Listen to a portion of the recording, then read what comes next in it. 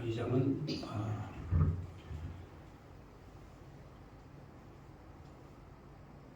부록으로 되어 있습니다. 앞에 51장 예레미야의 예언이 끝나고 그 다음에 역사적 사실, 역사적 사실이 이제 기록이 되어 있는데 역사적 사실의 중요한 두 가지, 성전이 파괴되는 것, 성전이 파괴되는 것과 그리고 이제 시드기야가 두 눈이 뽑히고 사슬에 묶여서 끌려가면서 성전이 예루살렘 성전이 파괴되는 그 내용으로 되어 있습니다. 자, 그래서 이 내용을 좀, 왜 여기 부록에 기록을 했느냐? 이 예레미야 선지자가 그렇게 망한다, 멸망한다, 죽는다 이렇게 예언을 했음에도 불구하고 그 예언에 청종치 않는, 귀를 기울이지 않는 이게 이제 문제가 되는 거죠. 그러니까 항상 그렇습니다. 우리 기독교인들은 하나님 여호와의 말씀을 청종하라 이 말은 무슨 얘기냐면 이 많은 소리들이 들리죠. 뭐 뉴스도 들리고 세상 이야기도 들리고 뭐 싸우는 소리도 들리고 우리 많은 소리를 듣지 않습니까? 그렇잖아요. 뭐 내가 꼭 귀 막고 살고 있는 꼭 막고 살면서 막 들을 소리만 딱 듣고 듣기 전에 소리는 딱 막고 이거 안 되잖아요. 그렇지 않습니까? 별의별 소리를 다 듣고 살잖아요. 그렇죠? 그런데 그 가운데에서 여호와 하나님의 말씀을 청종하고 사는 민족들, 이 민족들이 잘 사는 겁니다. 이 민족들이 행복한 거예요. 그래서 다윗 같은 경우도 이 하나님 말씀 청종하기에 게으르지 않고 세상에 온갖 잡소리들이 다 있잖아요. 사울이 막 너 죽인다, 뭐 3,000명의 군대가 찾아서 뭐 죽인다, 막 별소리 다 들리죠. 그렇지만 마음의 중심이 흔들리지 않죠. 내가 산을 향하여 눈을 들리라. 나의 도움이 여호와 하나님께로 온다. 뭐 세상에 별의별 잡소리 다 해도 다 내가 들을 것만 들으면 되는 거예요. 하나님 말씀 청종하는 겁니다. 그 훈련만 하면 돼요. 그러니까 이제 머리가 복잡한 사람들이 있어요. 종종 이 머리가 복잡한 사람의 특징이 뭐냐면 이 세상 사람의 소리를 별의별 소리를 다 듣는 거야. 그리고 그거를 자기 가슴에 이렇게 안 맞게 휙 돌리면 막 머리가 복잡해지고 가슴이 답답하고 막 괴롭고 고통스럽고 그런 거죠. 가끔 가다가 막 듣기 싫은 얘기를 막 해도요. 이 뇌에서 막 거부를 일으키는 거야. 저 소리 듣지 말아야 되는데 안 들어야 되는데 아니 그래도 내가 귀 막고 살 수는 없지 않습니까? 그렇잖아요. 이 아들이 얘기하고 우리 사모님이 정목사님이 얘기하고 집사님들이 얘기하고 다 얘기하는 거를 다 청중이 들어요. 잘 듣습니다. 그런데 그 중에는 막 어떤 때는 이제 세상 사람들 얘기를 들어보면 막 감정 섞인 얘기도 있고 뭐 공의롭지 않고 정의롭지 못하고 이런 얘기들이 있을 수 있지 않습니까? 요즘에 제가 한국기독교총연합회 대표장 정서영 목사에 대해서 한 말씀 제가 하고 있는데요. 혹시 제가 어제 유튜브에 올린 거 혹시 들어보셨습니까? 보셨어요? 안 들어보셨어? 예배 마치고 한번 들어보세요. 찾아서 한번 들어보세요. 왜 내가 그렇게 이 적그리스도니 그다음에 이 종교 사기 집단이니 하면서 제가 한 이유가 있어요. 왜 그러냐면 어떤 지도자는 자기 구성원을 지키고 보호해야 될 의무가 있어요. 그게 리더의 핵심이에요. 대통령이 되었으면 자기 국민의 안전을 지키기 위해서 자기를 희생하는 거예요. 그게 지도자와 리더예요. 그런데 여러분들도 알다시피 이 어떤 회사의 사장이 사원들은 돌보지 않고 자기 이익만 막 챙긴다. 그러면 이게 나쁜 놈이에요, 좋은 놈이에요?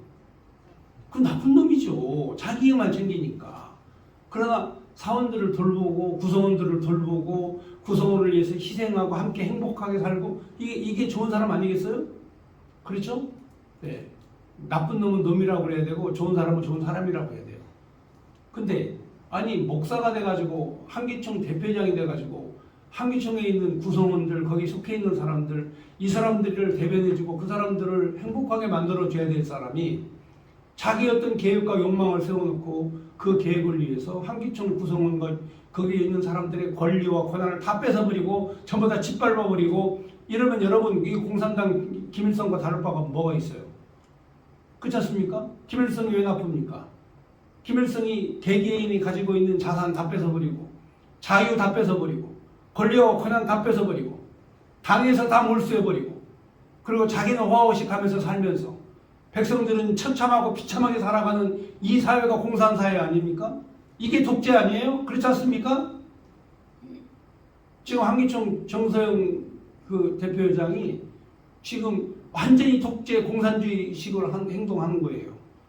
구성원들의 권리와 권한을 무시해버리고 자기가 계획한 대로 한기총을 합쳐가지고 다음 차기에 있을 이 종교 지도자 협의회 종지협 대표회장으로 나가기 위해서 한기총의 이름을 찬탈하는 이런 행위에 대해서 이걸 용납하고 그거를 두 눈을 뜨고 보고 있을 수 있겠습니까? 그게 정의로운 일이에요? 아니지 않습니까? 왕이 하나님의 명령에 따라서 백성을 돌봐야 되는데 백성을 돌볼 생각하지 않고 자기 살 생각만 하는 이런 왕이 이게 바로 오늘 시드기야다 이 말이죠. 어떻게 하면 내 백성을 살릴까? 그러면 간단해요. 하나님 말씀 청정하면 돼.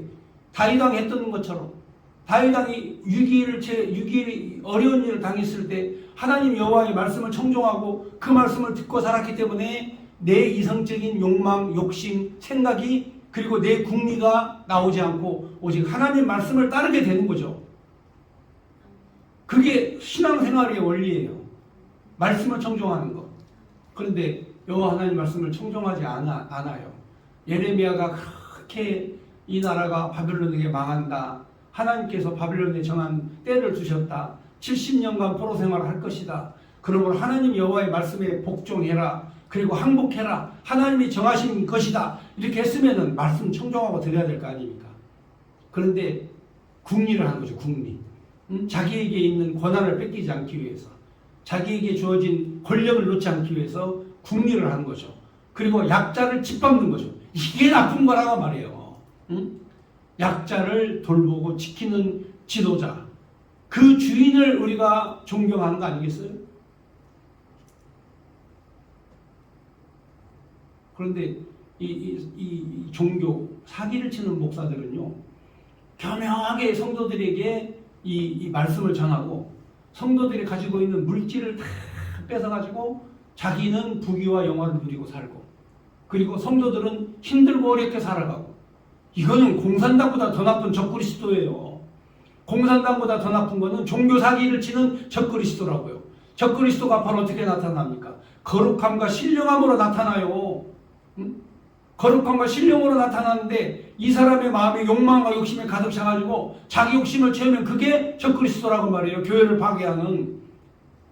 한국교회가 왜 침체기에 들어섰느냐? 간단해요. 한국교회 1년에 5,000개씩 이상 문을 닫아요. 한국교회가 쫄딱 망했어요. 성도들이 늘어나지 않아. 교회가 어려워져요. 왜 그럴까요? 과거의 목회자들이 성도들을 위해 헌신하고 희생해서 성도들을 부흥시키고 그들에게 진리의 말씀을 잘 전했으면 열매가 계속 맺어지잖아요. 그렇지 않습니까? 우리가 씨앗 땅에 뿌려봐 살잖아요. 땅에 씨앗을 뿌려보면 이 씨앗이 열매를 맺으면 이게 참 포도나무요. 그리고 30배, 60배, 100배의 결실을 맺는 거예요. 그런데 이 열매를 맺지 못하면 그건 죽은 거예요. 왜? 가시떨기에 떨어진 거예요. 단단한 밭에 가시밭에 떨어진 열매를 맺지 못해요. 열매가 없으면 그거는 이 종교 사기를 친 거예요. 우리는요 풍성한 열매를 맺을 준비를 하는 거예요. 열매가 땅속에 오랫동안 있을 때 자기를 희생하고 헌신할 때 발화가 돼서 싹이 나서 열매를 풍성하게 맺는 거예요. 우리가 오늘 예배를 드리는 이유가 뭡니까? 바로 다음 세대를 위해서 우리 다음에 우리가 죽고 난 다음에 그 다음 세대에 이 교회가 진리 안에서 건전하게 서 있는 모습을 보는 이게 우리의 목적 아니겠어요? 우리 믿음의 선진들이 순교를 당하고 목숨을 잃고 죽은 이유가 뭐예요? 우리에게 물려줄 교회를 위해서 그들이 그렇게 희생하고 헌신했지 않습니까? 근데 이제는 순교의 각오로 교회를 지키려고 하는 목회자들이 열정과 열심히 식어버렸어요. 그래서 우리 전도사님에게 모든 희망을 걸고 다음 세대에 훌륭한 하나님의 종이 돼서 교회를 이끌어갈 지도자로 키우는 것에 우리의 모든 역량을 다 쏟아야 된다는 말이에요. 여러분들의 자녀에게 믿음과 진리와 복음이 심어져 가서 열매를 맺을 수 있도록 여러분의 모든 역량을 다해서 최선의 노력을 다해야 돼요. 그래야 이 교회가 없어지지 않는 거예요. 다행히 하나님께서 이 교회를 세우셔서 말씀을 전하게 하시니 참 감사하죠. 예, 그래도 우리 이 유튜브 방송을 통해서 항상 1000명, 2000명 이상 제 설교를 듣고 또 제가 전하는 한국 교회 방송을 통해서 10,000명에서 15,000명 이상 계속해서 매일매일 메시지를 듣고 있기 때문에 나름대로 소명감을 갖고 하는 거예요. 그중에 여러분들이 든든한 기둥이 되어서 하나님 영광을 위해서 함께 해주시니까 감사한 일이죠. 자, 그런데 마지막 하나님 말씀을 청종치 않으면 다 의미가 없어요. 자, 여러분 하나님 말씀 안 들으면 그 다음에 누구 말 듣겠어요? 사탄 말 듣는 거예요. 하나님 말씀 청종 안 하면 사탄이가 흔들어 버린다니까. 어때요? 우리 집사님들 그렇잖아요? 막 흔들리고 막 괴롭고 고통스러울 때 이때 왜 흔들리겠어요? 왜 그러겠어요? 사탄이 역사를 하니까 힘들고 고통스럽고 어렵죠. 그러나 성경을 꾸준히 공부하지 않습니까? 예, 우리 성경 대학에서 성경을 공부하는 우리 집사님들은 흔들리질 않아요. 왜? 성경이 기초가 되어 있으면 사탄의 음성을 구분을 바로 할 수 있어요. 견과 믿음 안에 서 있어 흔들리질 않아요. 그래서 하나님 말씀 청정하는 게 그렇게 중요한 것이다. 그래서 예레미야가 마지막 52장에 하나님 말씀을 청정하지 않는 시드기야 왕 그리고 유다 자손들이 어떻게 멸망했는가, 그리고 하나님 앞에 거룩한 제사를 드리지 않는 가짜 제사를 드린 성전이 어떻게 파괴가 되었는가, 그리고 마지막에 여호야긴, 하나님의 말씀 선지자의 말을 청종했던 여호야긴이 나중에 포로로 끌려갔지만 왕권을 회복하고 그곳에서 마지막 평생을 사는 이 내용에 대해서 설명을 해드린 거예요. 하나님이 바로 왕권을 회복시키시고 다시 복권시켜 주신다. 하나님이 다시 이스라엘 민족과 유다를 회복시켜 주신다 하는 메시지를 남기신 내용의 말씀이 52장의 내용입니다. 자, 그러면 말씀을 읽어 보겠습니다. 시드기야 왕이 오를 때 나이가 21세, 젊은 청년이죠. 젊은 청년 21세 왕이 됐습니다. 예루살렘에서 11년 동안 다스렸습니다. 그의 어머니 이름은 하무달, 림나인의 예레미야의 딸이었더라. 그가 여호야김이 보던 행위를 본받아서 여호와 보시기에 악을 행한지라. 여호와께서 예루살렘과 유다에게 진노하시니 그들을 자기 앞에서 쫓아내시기까지 이르렀더라. 시드기야가 바벨론 왕을 배반하니라. 그러니까 이제 이 예루살렘이 한꺼번에 확 망한 게 아니고 1차 침공, 2차 침공, 3차 침공이 있어요. 1차에 침공해가지고 1차 침공해서 이스라엘 백성들을 다 죽이지 않아요.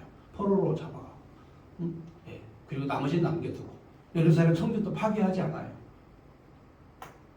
바벨론 왕에게 조공을 잘 바치고 속국으로 잘 섬겨라. 그랬는데 이들이 또 음모를 꾸미고 배반을 해요.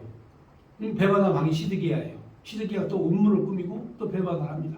그래서 바벨론 느부갓네살이 와가지고 바로 이 시드기야를 잡아다가 눈을 뽑아버리고 자식들은 다 죽여버리고 왕궁에 있었던 시위, 내관 다 죽여버리고 그리고 넛사슬에 묶어서 시드기야 왕을 포로로 끌고 갑니다. 죽을 때까지 살려둬요. 눈을 뽑아가지고 감옥 속에 집어넣고 가장 불행한 삶을 사는 거죠. 살아있어서 산 것이 아니죠. 차라리 죽어버리는 게 그 고통을 잊는 거죠. 자, 그 다음 시드기야 배반을 하니까 4절에 시드기야 제9년 열째 날 바벨론 왕 느부갓네살이 그의 모든 군대를 건드리고 예루살렘을 치러 올라와서 그 성에 대하여 진을 치고 주위에 토성을 쌓으매 그 성이 시드기야 왕 제11년까지 포위되었더라. 한 2년 정도 예루살렘이 포위가 됐어요. 포위가 되니까 뭐 식량이 들어가지 않잖아요. 그렇잖아요. 식량이 없으니까 어떻게 되겠어요? 그렇습니다. 이제 아사 직전에 빠지게 됐죠. 최악의 비극 사태가 일어난 거죠. 자, 오늘은 내 새끼를 잡아먹고 내일은 네 새끼를 잡아먹고 자, 이런 비극적 상황이 난 거예요. 더 이상 견딜 수가 없죠. 그래서 6절에 보면 그의 넷째 달 9일에 성중에 기근이 심하여 그 땅 백성의 양식이 떨어졌더라. 성벽이 파괴되고. 자, 이제 이 바벨론 군대가 2년 동안 진치고 포위 작전을 쓰다가 이제는 공격해가지고 성벽을 허물고 파괴되니까 모든 군사가 더 이상 버틸 수가 없어서 밤중에 성에서 나가 두 성벽 사이 왕의 동산 견문길로 도망하며 갈대아인이 그 성읍을 에워쌌으므로 그들이 아라바 길로 갔더니 갈대아 군대가 그 왕을 뒤쫓아 가서 여리고 평지에서 시드기야를 따라잡으며 왕의 모든 군대가 그를 떠나 흩어진지라. 그러니까 왕이 잡히니까 바로 이 유다를 지키고 있던 군인들이 다 뿔뿔이 다 흩어져 버린 거예요. 전부 다 뿔뿔이 흩어져 버렸어요. 그래서 그들이 왕을 사로잡으며 그거를 하맛 땅 리블라에 있는 바벨론 왕에게로 끌고 가며 그가 시드기야를 심문하니라. 바벨론 왕 시드기야의 아들들은 그들 눈앞에서 죽이고, 그러니까 시드기야가 마지막 본 것은 자기 자식들이 죽는 거죠. 자기 자식들이 죽는 걸 눈으로 보게 하고 눈을 뽑아버리죠. 그리고 바로 리블라에서 유다의 모든 고관을 죽이며 시드기야 두 눈을 빼고 노사스를 그를 결박하여 바벨론 왕이 그를 바벨론으로 가서 그를 죽이는 날까지 옥에 가두어 갔더라. 그가 죽는 날까지 옥에 가둔 거죠. 평생 동안. 야, 이런 비극이 어디 있습니까? 응? 자식들 다 눈앞에 푸는 거 죽이고 눈 뽑아버리고 사슬에 벗고 가고, 그리고 궁녀들, 내시들, 부하들 다 참살해서 죽여버리고 왕 혼자 노사슬에 벗고서 질질 노예로 이 죄수로 끌고 가서 감옥에 쳐넣어버렸으니 여러분 이게 왜 이런 일을 당하냐는 거죠. 아니 여러분 생각해 보세요. 예레미야 선지자가 있는데 왜 이런 일을 당합니까? 여호와의 명령에 청종치 않았기 때문에 그런 거예요. 이사야 선지자가 옆에 있는데 왜 하나님 말씀을 듣지 않고 왜 나라가 망합니까? 청종하지 않았기 때문에 그런 거예요. 하나님 여호와의 말씀을 안 들어요. 자기 생각대로, 자기 궁리대로, 자기 욕망대로 살아가는 거예요. 그러니까 오늘 여러분들이 이 말씀을 들으면서 여러분이 가장 행복한 거는 욕망을 포기한 거예요. 하나님 말씀을 청종하는 거야, 듣는 거야. 세상 사람들 이 별의별 얘기 다 해도 그거 안 들어도 돼. 하나님 말씀만 잘 들으면 살아. 그런데 예레미야가 옆에 있는데도 이 왕이 이렇게 처참한 꼴을 당하는 이유가 뭐예요? 하나님 여호와의 말씀을 청종하지 않기 때문에 그런 거 아닙니까? 그렇잖아요? 우리 집안은 그렇지 않지만 다른 집안들은 목사 아들들이, 이 목회자 아들들이 그 신앙생활을 잘 못하는 경우가 많아요. 예를 들어서 조은계 목사에게 아들이 있는데 이 두 아들이 전부 다 신앙생활이 개판이야. 그 아버지의 영성을 본받았으면 훌륭한 하나님의 종으로 교회를 이끌어갈 수 있었을 텐데 이 아들들은 사업가들이 하나님 말씀 청종치 않아. 그래서 세워놓은 국민일보도 쫄딱 망하죠. 힘들죠. 세워놓은 대학교도 힘들죠. 왜 하나님 말씀을 청종하지 않으면 결과가 뻔한 거예요. 물질에만 욕심과 관심이 있으니까. 그런데 아무것도 물려주지 않아도 믿음과 신앙의 유산을 우리 자녀들에게 물려주고 자녀들이 믿음 안에서 살면 그게 성공하는 거예요. 그것도 교회의 지도자와 리더로서 하나님의 거룩한 종으로 우리 전도사님 양육하고 이런 모습들이 하나님 앞에 붙잡힌 거룩한 성도들의 삶이라고 말이에요. 예. 그러니까 여러분들 자녀들을 위해서 기도하고 항상 하나님 여호와의 말씀을 청종하고 그리고 다음 세대에 신앙과 믿음의 대를 이어줄 수 있는 그런 견고한 믿음 안에 사는 것이 바로 오늘 우리가 해야 될 일이다. 그렇지 않으면 시드기야처럼 눈 뽑히고 가는 거예요. 아니 생각해 보세요. 하나님의 거룩한 종 말씀을 직접 예언을 듣고 기록하고 가르치고 하는 예레미야가 있는데도 그렇잖아. 시드기야 앞에 누가 있었어요? 시드기야 앞에 예레미야가 있었잖아요. 하나님의 종이 있었지 않습니까? 그렇게 많은 하나님의 말씀으로 예언을 해도 듣지 않고 그러다가 결국 처참한 이런 비극을 맞이하게 됐다. 그러므로 말씀을 청종치 아니하면 우리에게는 비극이 오는 거예요. 또 따라와요, 당연히. 사탄이 우리를 갖고 노니까. 그러니까 항상 하나님 말씀 청종하는 일에 여러분들이 이 은혜로운 시간을 보내야 됩니다. 12절에 보면은 바벨론 느부갓네살 왕이 19째 다섯째 달 여섯째 날 바벨론 왕의 어전 사령관 느부사라단이 예루살렘에 이르러 여호와의 성전과 왕궁을 불사르고 예루살렘의 모든 집과 고관들 집까지 불살랐으며 사령관을 따르는 갈대아 사람의 모든 군대가 예루살렘 사면 성벽을 헐었더라. 그러니까 이제 마지막 와가지고는 이제 마지막 3차 침공 때 와가지고 그렇게 용서를 해주고 그렇게 그 베풀어준 은혜도 모르고 끝까지 배신을 하죠. 예, 끝까지 배신을 합니다.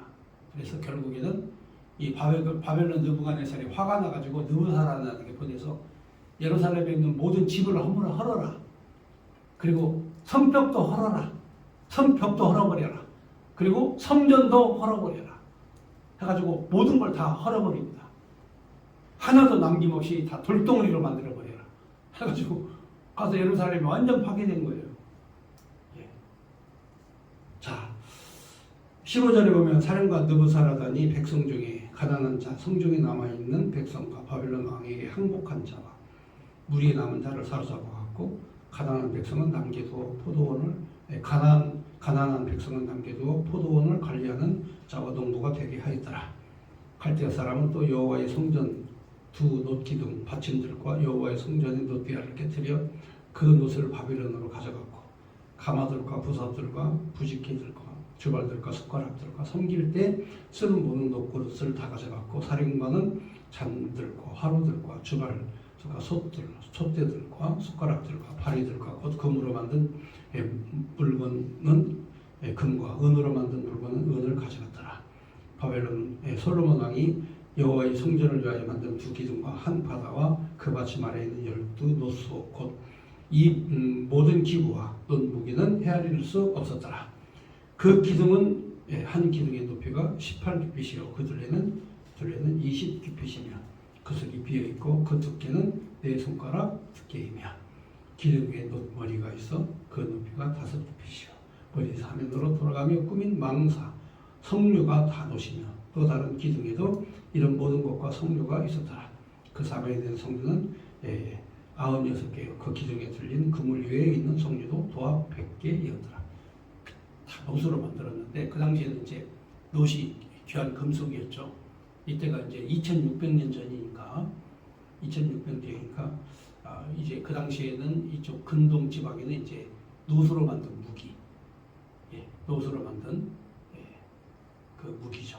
여러분 그 놋이 굉장히 강하죠. 철 다음 그 다음에 이제 강도가 높은 게 철인데 철기 문명이 이제 나오기 직전 바로 그 직전 상황이죠. 우리나라 같은 경우는 이제 2000년 전에 이제 그때의 철기 무기가 이제 나왔죠. 근데 저쪽에 이 메소포타미아 지역은 거의 2600년 전 그리고 또 그 이집트 문명 그 당시에는 사실상 이 놋이 가장 발달한 그런 무기들이었습니다. 그래서 놋은 건축 재료로도 쓰이지만 무기로도 만들 수 있기 때문에 굉장히 가치 있는 물건들인데 바로 성벽을 허물고 고관들의 집과 그리고 성전을 다 헐어서 거기에 나온 놋을 다 수집해가지고 바로 바벨론으로 가져갔습니다. 그게 숫자를 셀 수 없을 만큼 가져갔죠. 여러분 여기 기록이 되어 있습니다만 바다 큰 놋으로 만든 그 물그릇 있죠. 그 바다도 깨서 가져가고 그 다음에 소들이 받치고 있는 그 바리도 그것도 깨서 가져가고 성전 앞에 있는 큰 놋기둥도 그놈도 깨서 가져가고 성전을 다 파괴시키면서 그 안에 장식해 있는 금을 금대로 은은 은대로 다 가져가더라. 완전히 쫄딱 망한 거죠. 뭐 그렇잖아요. 여러분도 망해도 이 정도 한번 망해보면 이 정도 망하는 거예요.